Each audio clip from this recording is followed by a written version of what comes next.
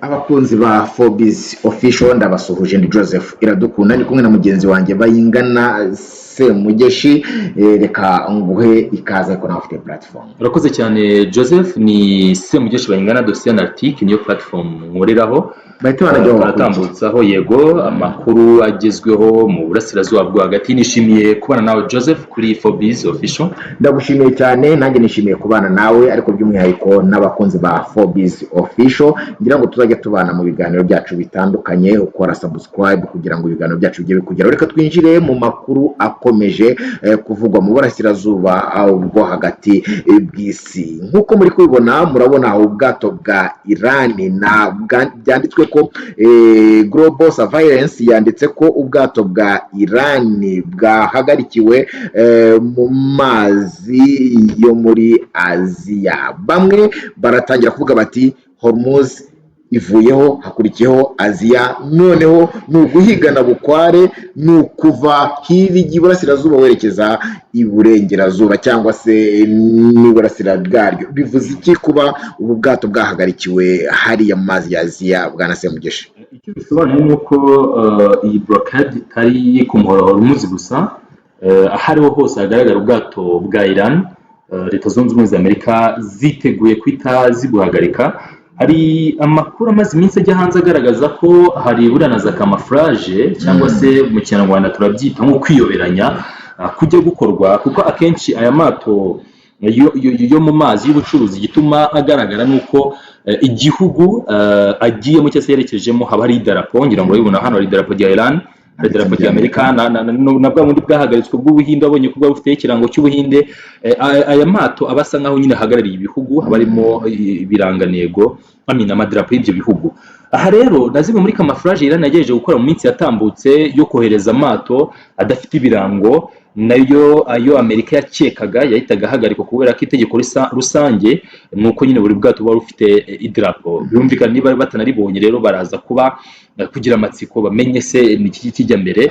Ibi rero bikorwa Iran ikaba iri no kugenda ibyamaganira kure, inavuga ko ari byo bishobora kuza kuyisembura kwinjira mu ntambara no gutangiza ibitero kuri iyi blockade ya Amerika, ariko nyirizina noneho iri hafi ya Hormuz, ubwo ni mu kigobe cya Oman, bishingiye ku kuba Leta Zunze Ubumwe za Amerika hari ubwato bagifite bwa Iran bwa Tuska, ubwato bivugwa ko bwari burimo ibinyabutabire bikora misile ballistique. Iran igasaba ko ubwo bwato burekurwa, bitaba ibyo ngo bisa nk'aho icyitwa agahenge ukaba kari kureremba mu kirere. Akahenge kaba kari kureremba mu kirere cyangwa se katari buze gushoboka.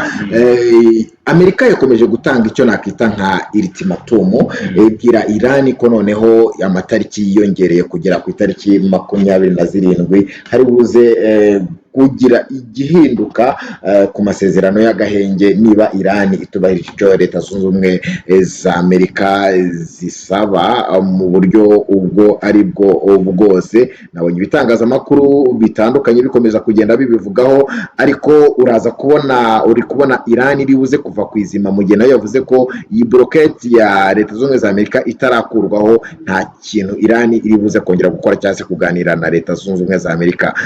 Kubera iki Amerika igumishijeho blockade ndetse Iran nayo ikavuga ko byonyine kuyizibira bizatuma ikomeza guhangana? Kumvikana kuraza kuva hehe, guca ku bugufi uri kuza kukubona hehe hagati y'izi mpanga ndetse zihanganye, Bwana Semugeshi? Ntekereza ko Amerika, Iran na Leta Zunze Ubumwe za Amerika ni ibihugu byombi buri kimwe gishaka ko cyakumvikana kurusha ikindi. Amerika yifuza kumvikana kubera ko ivuga ko iri kurwanya ikibi, baravuga ko ibikorwa barimo bigamije gutabara ubuzima bw'abantu, niyo mpamvu rero bari kurwanya ikibi. Ariko wahindukira ku rundi ruhande, Iran nayo ikavuga ko iri kurwanirira ukubaho, kandi buriya ushyize ku mpuzandengo umuntu urwanirira kubaho n'urwanirira indi mpamvu, ntabwo izo mpamvu ziba zingana. Haba harimo impamvu imwe twavuga ko ingana ururo, izindi mpamvu zo tukavuga ko ku rundi ruhande yaba ari impamvu yumvikana. So impamvu ni iyihe rero? Iran kutaza gukuraho iyi blockade mu muhora wa Hormuz biraza kuvunja cyangwa se ni ikiguzi gikomeye cyane ku bukungu bw'isi. Naho ubundi abahanga nabo nta kibazo bafite, ntabwo Amerika ifite ikibazo cy'igitoro. Unasanga uriya muhoro bafunze Amerika yakira 0.6 kugeza kuri 1%, bya peteroli bakoresha nibyo wavuga bica hariya muri make ntabwo Amerika ikeneye Hormuz. Amerika ntabwo ikeneye Hormuz, Amerika yagiye muri Iran imaze gusecuringa deal ikomeye cyane muri Venezuela. Venezuela ni kimwe mu bihugu noneho byo bitari uguca ahubwo bisapurayinga ingano nini peteroli mu isi, bivuze ko iyo yose Amerika iri kwigenzura. Hanyuma Leta Zunze Ubumwe za Amerika zisanzwe zifite n'amareba ya peteroli, nagira mwumvishe ko ibyo Amerika irimo hariya hatajemo gushyira mu gaciro ntacyo Amerika iri guhomba mu kuba uriya muhoro ufunze. Ariko Iran nayo nta kihomba, dore impamvu iri kuvuga ko nta kintu Amerika iri guhomba.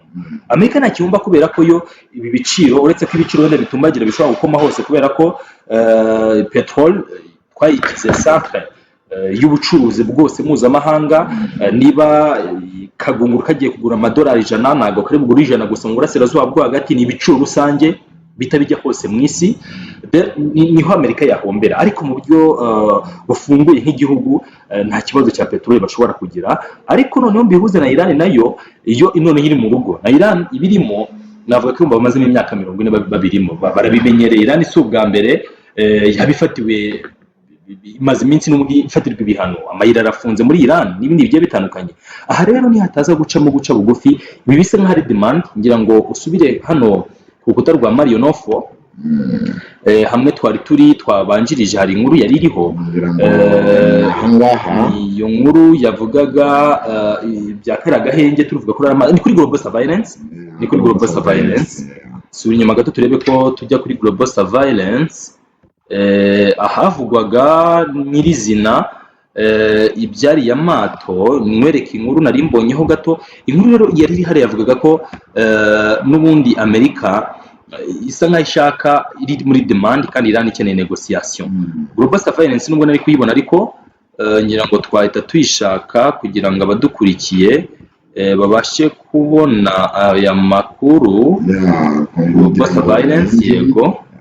Hanyuma mwereke ko n'ubundi ibyo ndi kuvuga abategetsi ba Iran bari babikomojeho, bavuga ko Leta Zunze Ubumwe za Amerika zo ziri gushaka kudemandinga, nyamara bo bakaba batari mu murongo wa demand. Twe dukeneye agahenge, ntabwo dukeneye umuntu uzuduterekaho amategeko ya hato na hato n'ibindi bigiye bitandukanye bikubiye mu bushake bwe.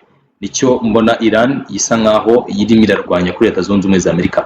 Nina nabibona, badukurikiye batwihangane, turaza kureba ko twakongera kuza kubibona.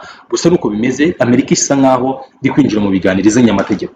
Amerika yifuza ko bajya mu biganiro, nyine bagiye kuganira. Amerika yasaga naho agahenge cyangwa se kujya mu biganiro na Iran iri kubikoresha nk'intwaro yo gukomeza gushyira igitutu kuri Iran, kuko byamaze kumenyekana cyangwa se isi yose isa n'iyamaze gufata Iran nk'iyateje ikibazo cyangwa se nk'iri gutuma ubukungu bw'isi buzamuka.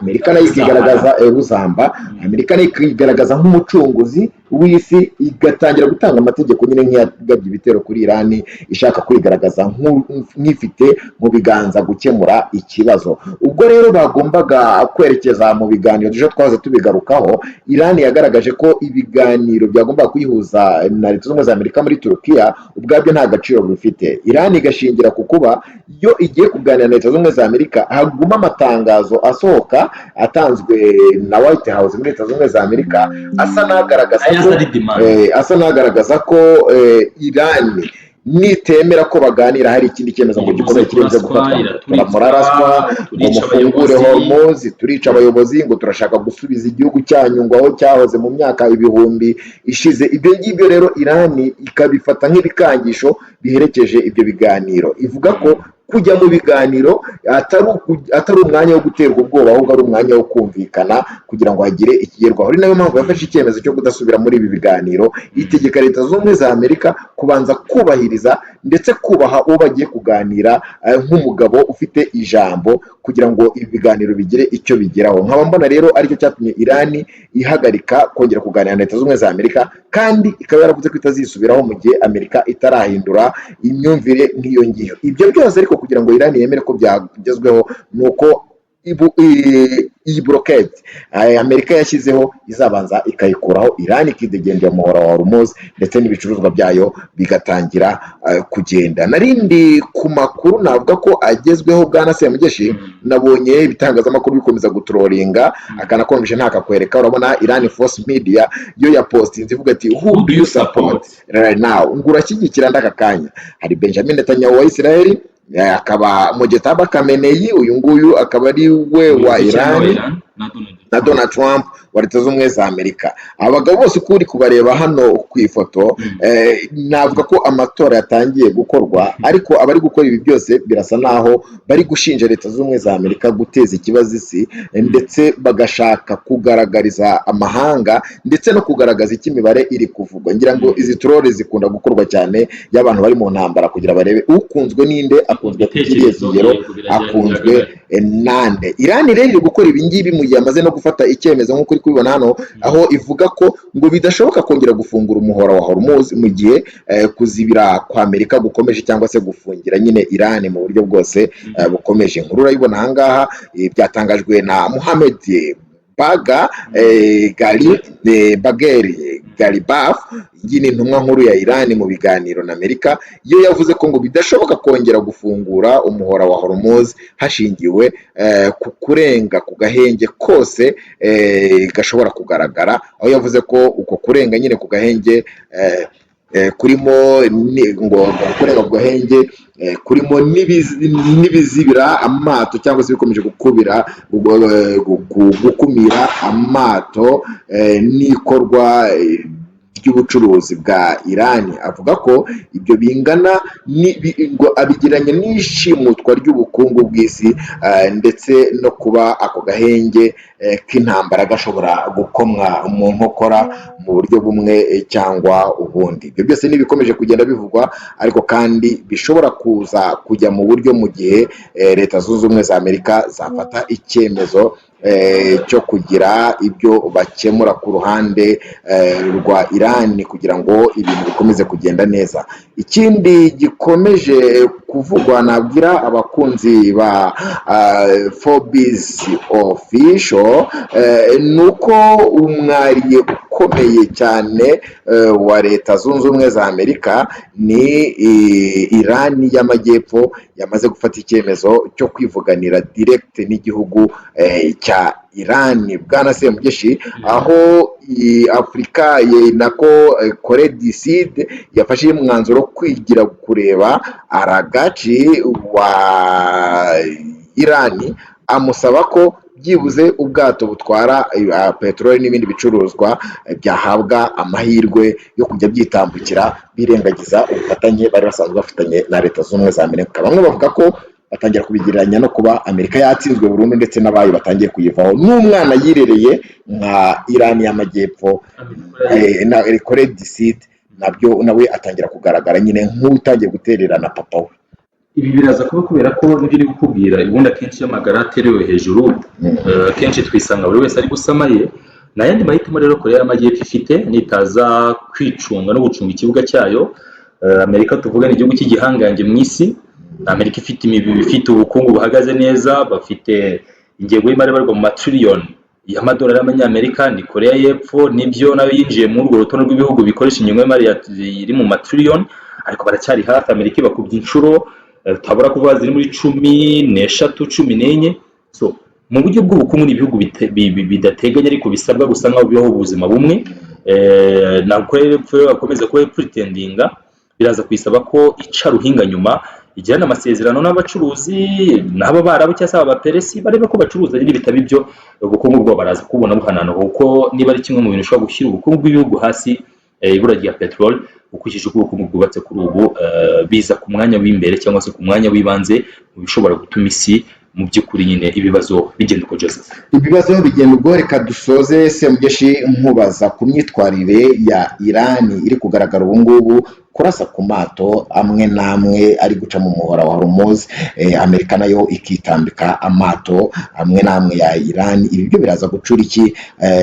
Bivuze ko Iran ariyo itifuza agahenge, nubwo bari gutangaza ko ako gahenge kagerwaho, ariko Amerika iciye bugufi. Uku kubangamira ubucuruzi twavuga ko ari intambara yimuye umujyo, aho guhangana noneho barasana, bakaba bagiye guhangana mu gukomeza guhangayikisha ubukungu bwa buri ruhande, nubwo isi ari iri kubyangirikiramo. Ibinyera byise guhimana kubera ko Amerika yafashe kiriya cyemezo nyuma y'uko Iran